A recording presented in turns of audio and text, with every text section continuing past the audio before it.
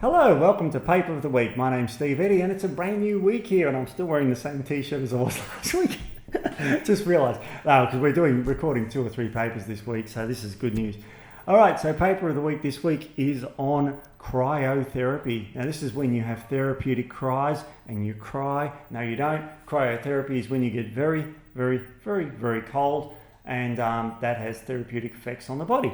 And what therapeutic effects you're saying? Well, the study title here is Mechanisms of Underlying Tissue Cryotherapy to Combat Obesity and Overweightness. So it's very good for losing weight. So getting cold is very good for losing weight, and the mechanisms are now being understood. Firstly, the main way that you lose energy out of your body is your basal metabolic rate. When you exercise, it's only for about 2 or 3% of the day on average.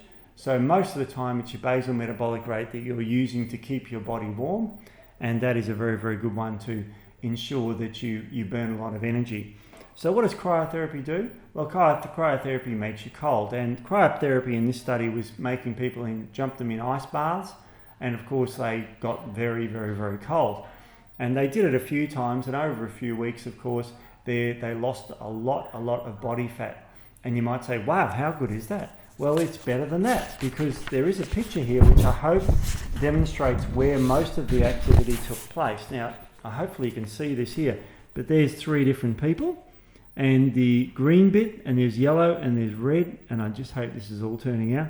But the red bits are where you lost most of your weight. Now, if you have a look at that picture there, these women lost most of their weight, guess where?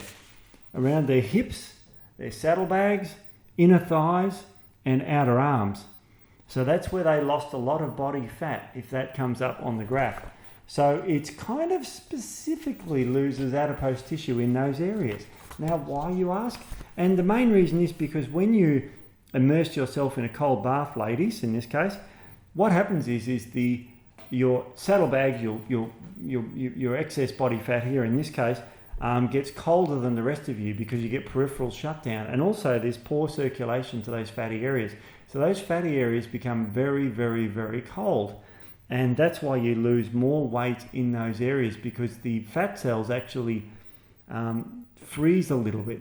And of course, when you freeze a cell, because fat obviously freezes at a much higher temperature than water, then it causes damage to those cells and you actually break down that fat tissue. Now, in surgeries around Australia, one of the major weight loss or fat loss treatments is cryotherapy, where they take a bit of fat that's hanging off you, like around your gut here or hips or that, and they actually freeze it with a machine. And by freezing that fat, you lose about 25% of it at a time. Now, you don't lose 25% jumping into a cold bath here, but getting cold like that does cool those areas more. So they didn't lose any weight off their core or their head, which is good. So these people lost it off their saddlebags. So cryotherapy is a possible adjunct treatment to weight loss. Now, the other way of doing this for cryotherapy is simply by increasing your thermogenesis, in other words, your creation of heat. So if you have, of course, if you get very, very cold, your body ramps up your thyroid to heat you up again to make sure that you warm up. So how can you use that in daily practice? Well, if you're at work, you can sip on cold water, as long as it's not around meal times, and that will cool you down, so your body will have to kick in thermogenesis to heat you up. No, you won't lose kilograms doing that, but if you do it day after day after day for years and years, it will help. Second thing is, how about getting up early morning, and when you go for a run, you might get a bit chilly during that run. That's a beneficial thing. That'll keep you burning fat.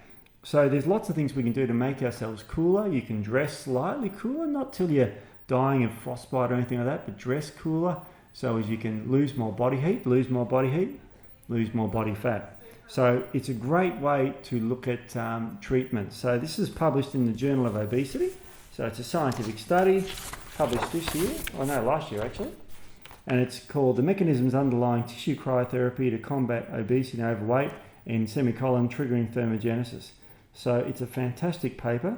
So I hope you enjoyed Paper of the Week and jump in that ice bath to lose those kilos.